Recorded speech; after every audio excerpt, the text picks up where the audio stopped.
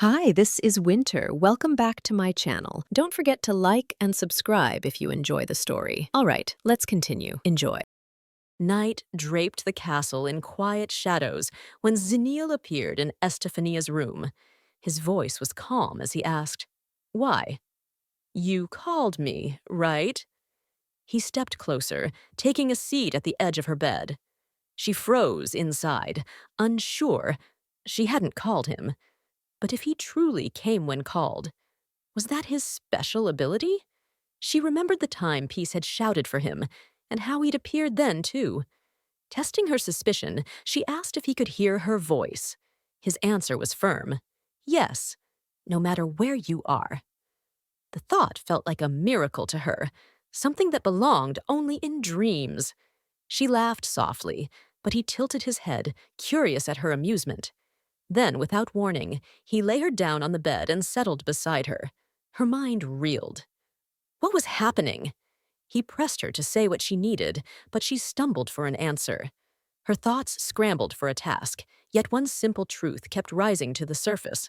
She hadn't told him she loved him today, nor yesterday. That thought made him widen his eyes in surprise, and she instantly panicked, denying it aloud. He urged her to speak plainly, but she deflected, instead asking if she could ever truly value her own desires, wondering in silence if he found her a bothersome woman. His response came steadily. The past makes a person. You are like that because of your past experiences. First, understand that. Her mind drifted back through the years. At 5, her mother had turned her away with a gentle reminder that her younger sister Angelica needed her more. At 8, she'd agreed to share the same birthday present as her sister, smiling as long as Angelica was happy. At 12, she'd yielded again, changing the family meal to suit Angelica's appetite. Over and over, her wants had been set aside. Tears welled as she realized she had spent her whole life enduring. But coming to Central, that had been different. That had been her choice. For the first time, she had defied her family. And when he quietly asked why she'd been able to rebel, her answer came with a smile, because she had wanted to meet Zenil. Besides that, what other reason could there be? She lay back down, her voice warm with feeling. Zenil-sama, I love you. His face betrayed nothing as he placed a pillow over her head.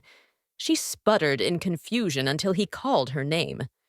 Moving the pillow aside, she saw his gaze fixed on her. His words were clear. If there's something you want, if there's a place you want to go to, if there's someone you want to kill, tell me everything.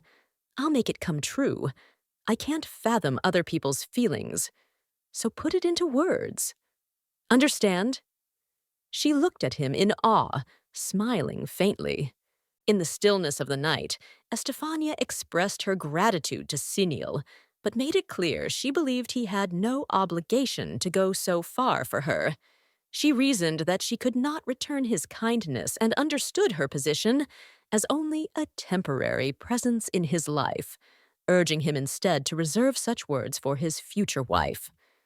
Her statement caught Zenil off guard, prompting him to sternly remind her of her role, one she quickly confirmed was to ward off other women. Yet he pressed further, questioning why she had spoken as she did. Realizing she had misstepped, she apologized inwardly, knowing such words would displease him. He firmly instructed her never to say them again. The conversation then shifted unexpectedly as Zenil asked about her desires. She hesitated, mentioning that the topic had never been discussed, and vaguely referencing her reliance on Yuchi.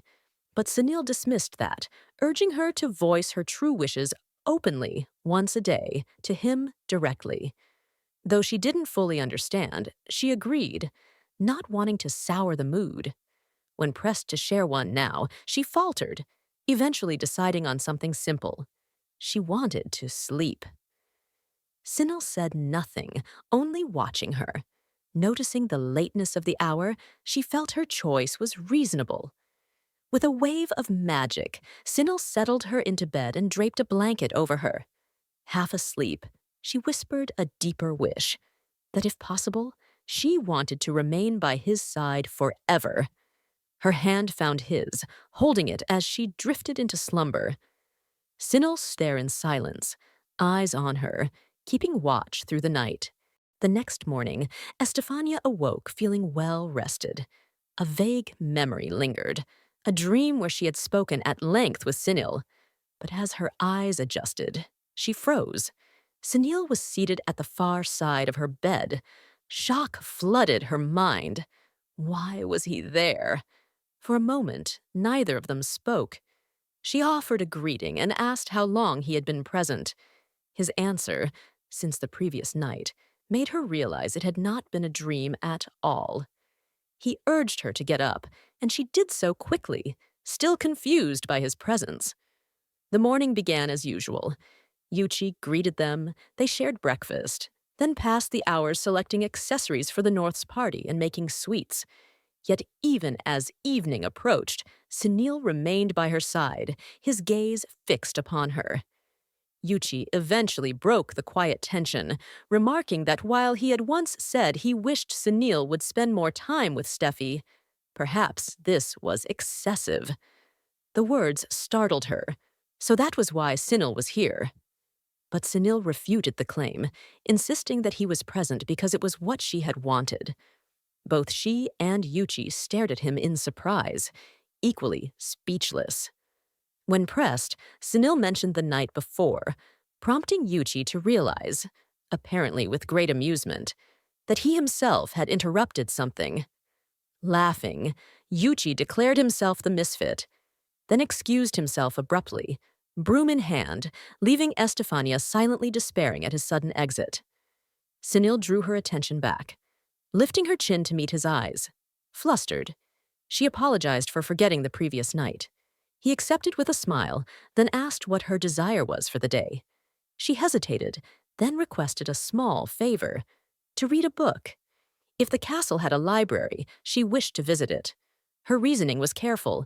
She would not trouble him with anything extravagant, and she intended to stay within the original bounds of the story. Even the idea of granting her one wish each day was puzzling. She had thought he would forget by morning, yet he remembered unfailingly. Zenil extended a hand toward her. She was puzzled until his arm encircled her waist. With a simple command to hold on, the world shifted. He had teleported them. They both appeared outside a massive door, the entrance to the library. Estefania, startled, instinctively stepped away from Zenil, reassuring herself silently that she hadn't touched him and was therefore safe.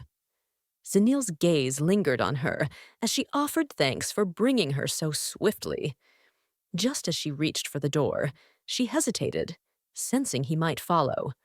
With deliberate politeness, she told him she would explore alone and encouraged him to attend to his own affairs, expressing her gratitude for his company so far. Zenil, momentarily silent, caught sight of someone inside the library. His eyes drifted to her ring before he reminded her that she could call him if she needed anything. She agreed, and he vanished without another word. Relieved, Estefania thought about how awkward it would be to research with Zenil watching. She stepped inside, scanning for books about the disease.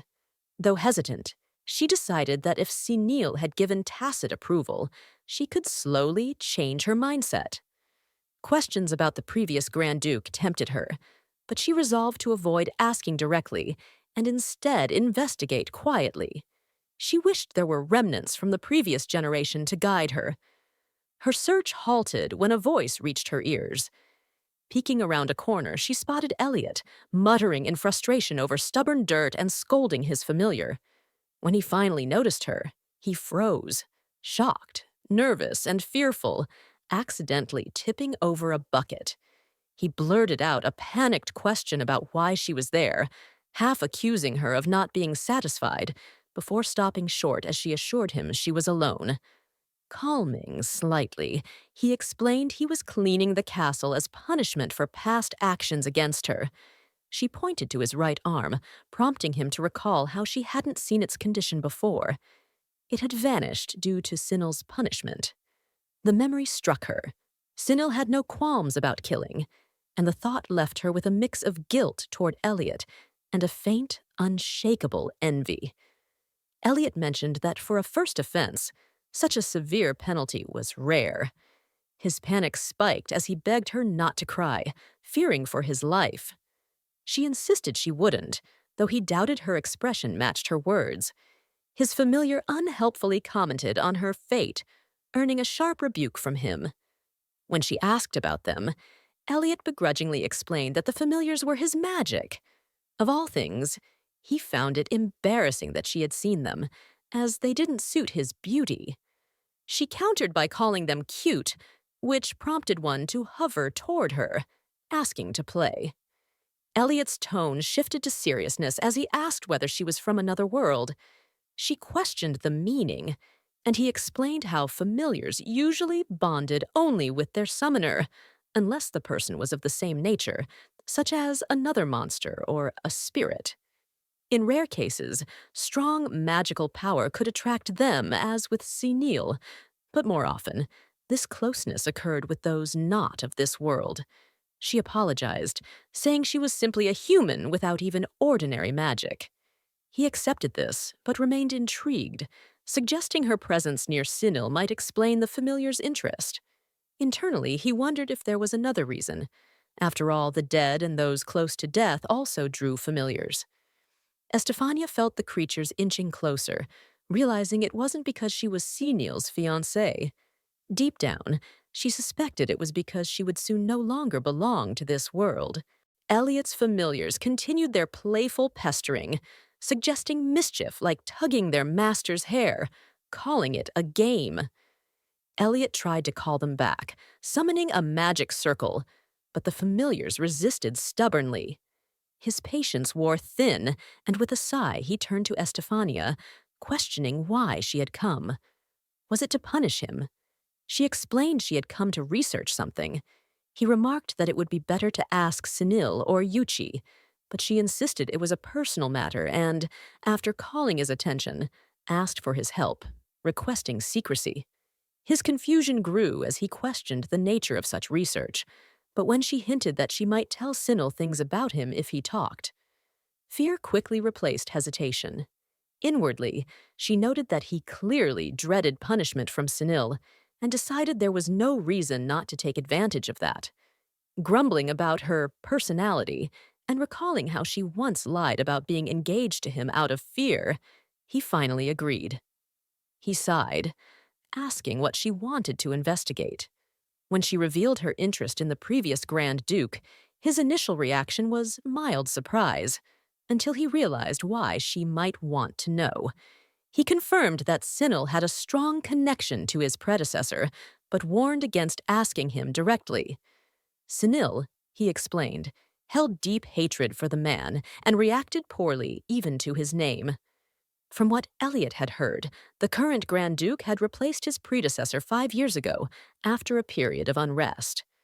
Under Grand Duke Rudolf Norries, Central mages had enjoyed peace, until suddenly Rudolf began killing mages as if possessed, even rumored to drink their blood. The Central region became a living nightmare, which Zenil ended by defeating Rudolf, earning praise and the title of Grand Duke. But Rudolf survived, now despising Zenil and allegedly seeking to reclaim the title.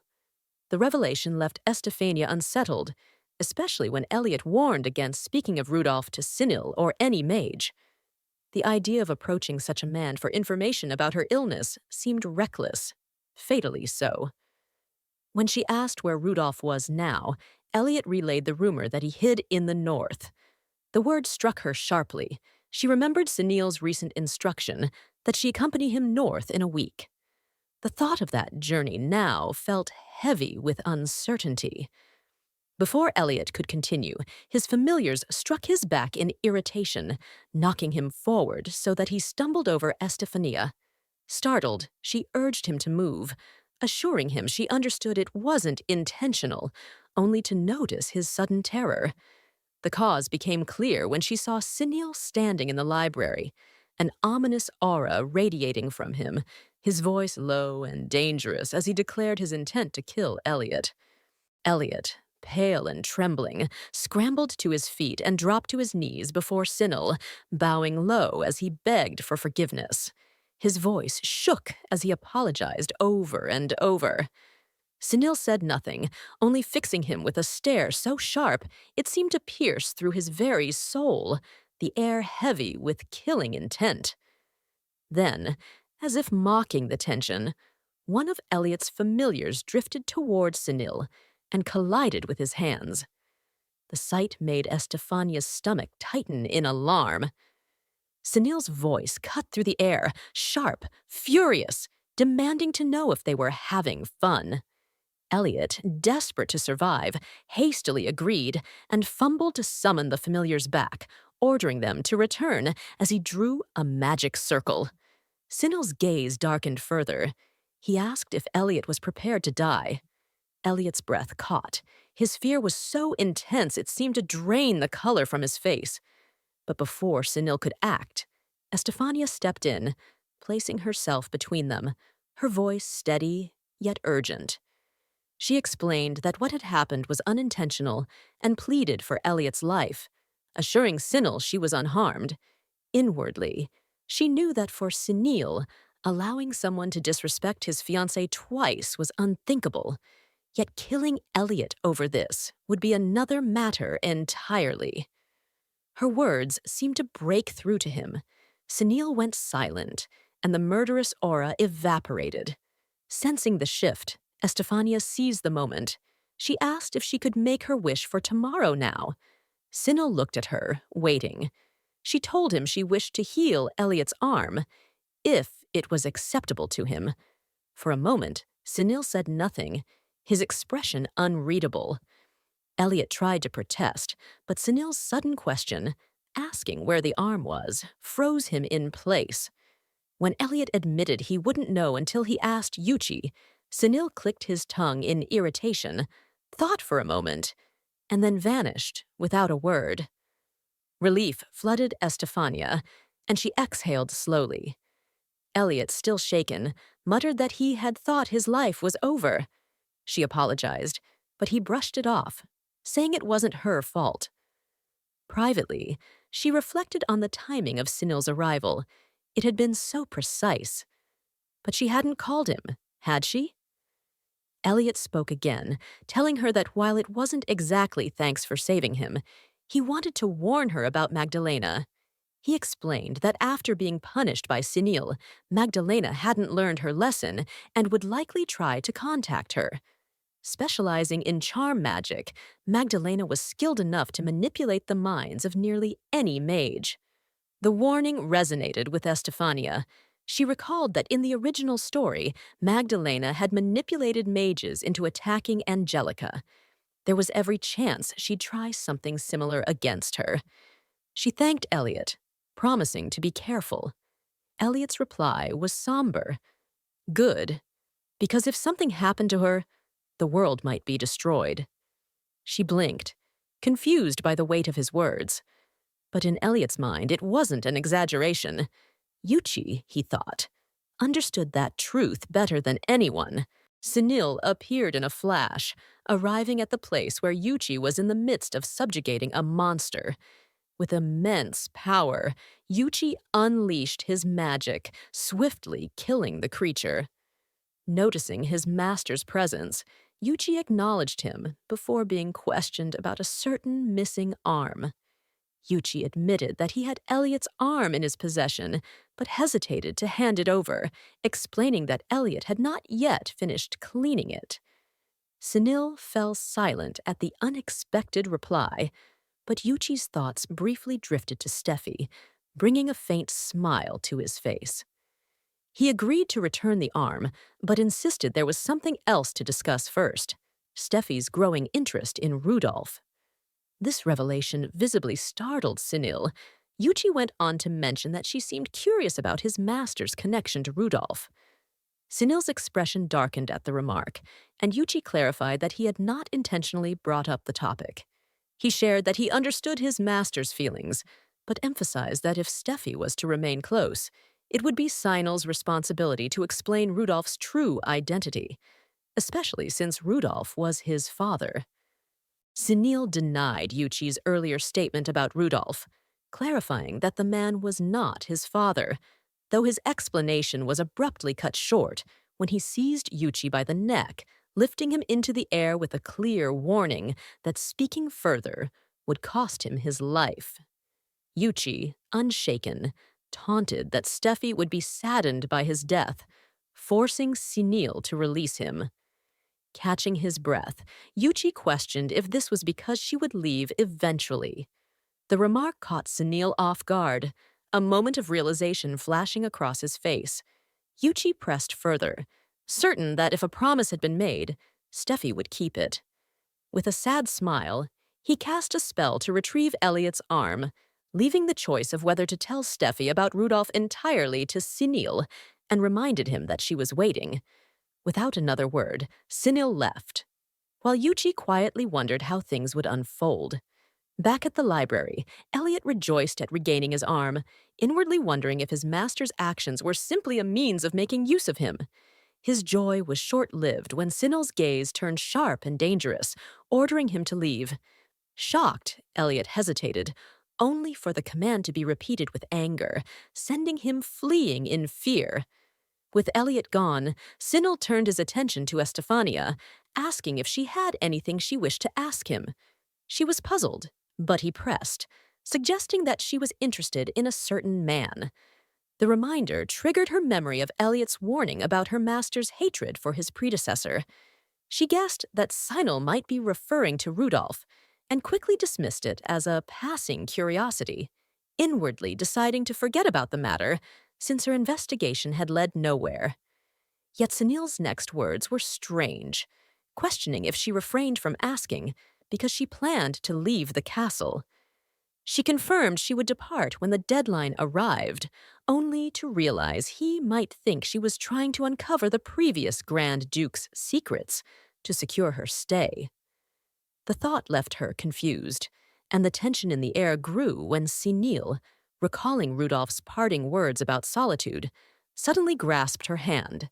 Nervously, she insisted that she would keep her promise to leave, though his reaction to her statement left her wondering if she had said something wrong. That evening, in Estefania's room, something about Zenil's demeanor was undeniably different. The two lay side by side in her bed, his hand still holding hers. She could not shake the feeling that something was amiss since the morning, and now, with him so close, sleep felt impossible. Glancing at him, she wondered if he was asleep, questioning why he would stay by her side when his presence served no practical purpose, especially if it had been Angelica in her place. Yet, being here now, she decided she could at least convey her unchanging affection, whispering her love to him before drifting into slumber. Moments later, Zenil opened his eyes. His gaze lingered on her as he echoed her words, "I'll love you forever," softly to himself, drawing closer in the quiet of the night. The next morning, Estefania woke in a daze. At first, she could not process what she was seeing. Then realization struck, and her heart stopped. Zenil was lying beside her in bed. Panic shot through her body, and she stumbled out of the room in haste. Outside, her thoughts spiraled. Why was I in his arms? Because of her delusions, my already short life must have been shortened even more. She buried her face in her hands, overwhelmed, when suddenly the door burst open. Zenil appeared, worried, and found her sitting on the floor. When he asked what she was doing, she tried to excuse herself, claiming she only wanted to clear her head. But Zenil noticed she was barefoot. With quiet resolve, he cast a spell to lift her gently, then carried her back in his arms. Her mind panicked again. Why is he carrying me? What is wrong with him? He laid her in bed once more, then to her shock, lay down beside her again. She begged for space, but he coldly refused. His reasoning was simple. Yesterday's wish had already been granted. Estefania remembered yesterday's event when Zenil healed Elliot's arm. When she pleaded to borrow tomorrow's wish in advance, he rejected again, leaving her panicking inside, unable to move. Her only thought was to call out Yuchi's name. And in the next moment, Yuchi appeared, shocked at the scene. Estefania ran to him, clinging to him in tears. But the air thickened. The weight of Zenil's anger pressed. Yuchi felt it immediately. Did Master push her too far? He thought uneasily. Zenil demanded that Estefania be released. Yuchi refused, explaining that since she was hugging him, he could not let go. Zenil's magic pulled at her, but she clung tighter to Yuchi. In her desperation, she cried out the truth. It was impossible to remain with Zenil any longer. The words froze Zenil in place. His aura collapsed. Yuchi, watching his master's shock, felt both pity and guilt. Uh-oh, he thought to himself. That might have cut too deep. The scene shifted. Later, Estefania and Yuchi sat together on a bench outside.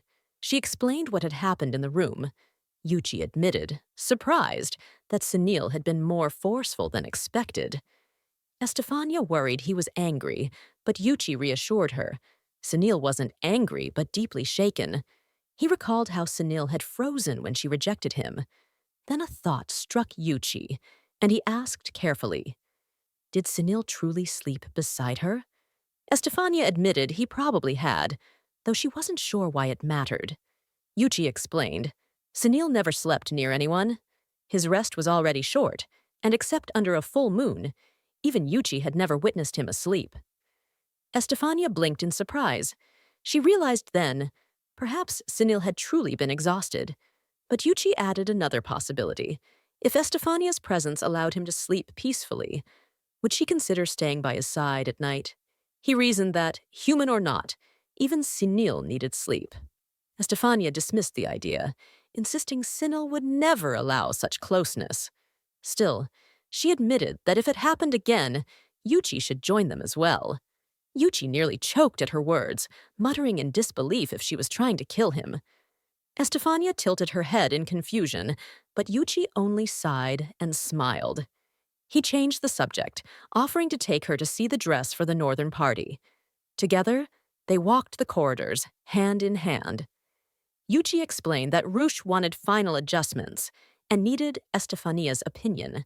Since Rush had no other plans, Estefania would simply try the dress on, and if she had concerns, Yuchi would deliver them. Opening the door, he mentioned that even he hadn't seen the dress yet, but Rush had been very confident in it. The two stepped inside and froze. The dress was in ruins, destroyed beyond recognition. Both Estefania and Yuchi stood in shocked silence. Estefania stood frozen before the ruined dress, her voice trembling in disbelief. Who could have done this? Yuchi immediately moved to investigate. He examined the fabric carefully, then noticed dirt scattered on the floor. Following the trail, he stepped onto the veranda, where large footprints were pressed into the dust. His sharp eyes narrowed. When Estefania called out to him, he simply replied with certainty. He already knew who the culprit was. They went to the training grounds, where Dooley was summoned before them. Yuchi's voice carried the weight of judgment as he asked why Dooley had done such a thing. But the man remained silent. A moment later, the yellow-haired mage appeared, casually asking if Dooley had caused trouble. Yuchi explained flatly. The dress Rush had made for Estefania was ruined, and the signs pointed to Dooley's familiar. Estefania's mind spun as Yuchi laid out his reasoning. The incident had taken place last night. There had been animal hair, as well as the giant footprints. There was only one beast of that size in the castle. Naturally, suspicion fell on Dooley's familiar. When pressed, Dooley lowered his head, bowing toward Estefania, and apologized. She was shocked, insisting that there must have been a reason. But Dooley admitted there had been no order, and so responsibility fell on him as the familiar's master. Estefania demanded clarity. What kind of familiar was it? Yuchi reminded her it was the same beast she had glimpsed before, the one with glowing red eyes at her window. The memory chilled her, though she pushed it aside. Thanks to Zenil, she no longer feared it. The yellow-haired mage frowned, unconvinced. He remarked that such a creature wouldn't act alone. Yuchi agreed and suggested they all return to the scene. As they walked the corridor, Dooley explained that he usually left his familiar, Vito, free to roam. The yellow-haired mage added that this was common for summoners, and that Vito had never harmed anyone before. In Estefania's thoughts, she recalled that higher-ranked familiars possessed higher intelligence. A creature like Vito shouldn't act like a lowly beast playing pranks. Back at the ruined room, Dooley could only fall silent at the sight. The yellow-haired mage whistled in awe, noting that Ruche's work had been infused with powerful magic. Even Ruche herself would be furious at the destruction. Yuchi agreed, then asked Dooley to summon the familiar. Estefania's pulse quickened, but she dismissed it as nerves. Dooley traced a magic circle and called Vito forth. In a burst of energy, a massive white demon fox with burning red eyes appeared. Dooley addressed him directly. "Did you cause this incident?" The fox answered simply, "I did." When asked why, the beast responded, "It was not my intention." Yuchi's tone sharpened. Did that mean he had been manipulated? The fox admitted he did not know. "Before I realized it, everything was already in this state." Yuchi acknowledged the truth, thanked him, and allowed him to leave. Vito vanished into the veranda once more. At last, Yuchi turned to the others, calm yet certain. He understood what had happened. The yellow-haired mage, however, clenched his fists and asked if they should strike at the real culprit. Yuchi shook his head. There was no need to hunt. The culprit had come of her own accord. And then, as if summoned by those words, Magdalena stepped into the room. Magdalena approached with feigned innocence, wondering aloud why so many people had gathered. The yellow-haired mage quickly accused her of controlling Dooley's familiar, his anger sharp and unrestrained. She dismissed the claim with arrogance, acting as though it was beneath her dignity. But the mage pressed harder, his tone filled with fury. Yuchi then cut through the noise, pointing out that Magdalena was the true culprit behind the incident with Steffi's ruined dress.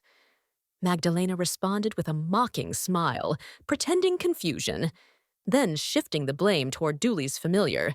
She spoke carelessly, brushing it off as something insignificant since Ruche could simply make another dress.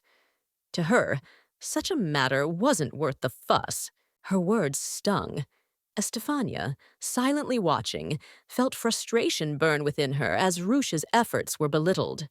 Magdalena continued relentlessly, ridiculing Ruche, painting her as a helpless child who clung to peace like a sheep, unable to think for herself. Her laughter turned cruel as she mocked Ruche's very existence. That was the final straw. Estefania, unable to endure the venomous insults any longer, snapped. Her hand struck Magdalena's cheek with a resounding slap, silencing the mocking laughter. Magdalena stood frozen, stunned into silence by the sudden slap.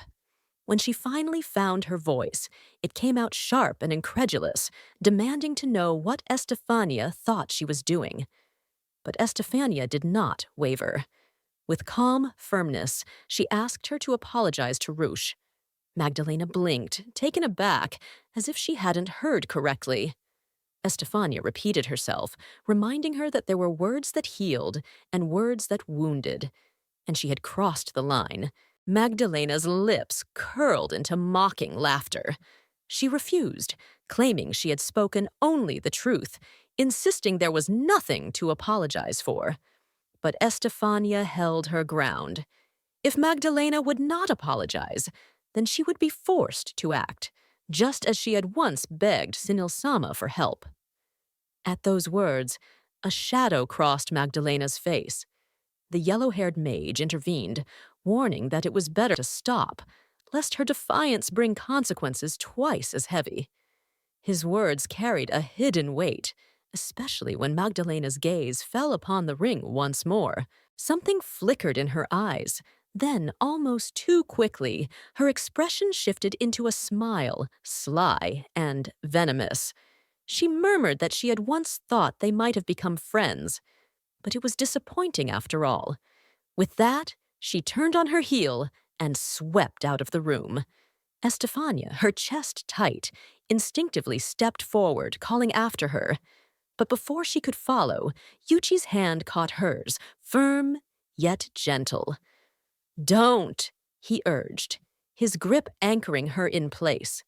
Hi, this is Winter. Thanks so much for watching. If you enjoyed this story, don't forget to like the video and subscribe to Winter Manhwa for more exciting recaps every week. Your support means the world. See you in the next one.